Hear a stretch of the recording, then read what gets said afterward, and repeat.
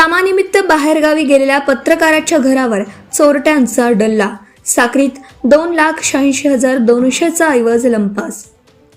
साक्री शहरातील मुकुंदनगर परिसरात अज्ञात चोरट्यांनी धाडसी घरफोडी करत सुमारे 2 लाख रुपयांचा ऐवज लंपास केल्याची घटना उघडकीस आली आहे. या घटनेमुळे परिसरात भीतीचं वातावरण निर्माण झालं असून नागरिकांमध्ये चिंतेचं वातावरण आहे.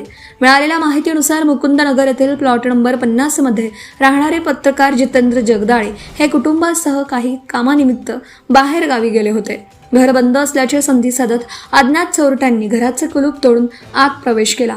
घरातील मौल्यवान वस्तू सोन्याचे एक चैन 12 ग्राम 1,80,000 रुपये, सोन्याच्या कानातले रिंग 2 ग्राम 3,000 रुपये, रोख रक्कम 35,000 रुपये, नोकॉन कंपनीचा कॅमेरा 64 GB मेमरीसह 72,000 रुपये, चांदीचे 4 बेले 12,000 रुपये, लक्ष्मीचे चांदीचे 3 शिक्के 6,000 रुपये, गणपती मूर्ती पितळी 500 रुपये, अन्नपूर्णा मूर्ती पितळी 200 रुपये असा सुमारे 2,86,200 रुपयांचा ऐवज चोरून नेल्याची माहिती श्री जगदाळे यांनी दिली आहे. घटनेची माहिती मिळताच साक्री पोलिसांनी घटनास्थळी धाव घेत पंचनामा केला. चोरीचा छडा लावण्यासाठी धुळे येथून श्वान पथकाला पाचारण करण्यात आलं. तसंच धुळे येथील मोबाईल फॉरेन्सिक इन्व्हेस्टिगेशन पथकाने घटनास्थळी भेट देऊन फिंगरप्रिंट व इतर तांत्रिक पुरावे संकलित केलेत.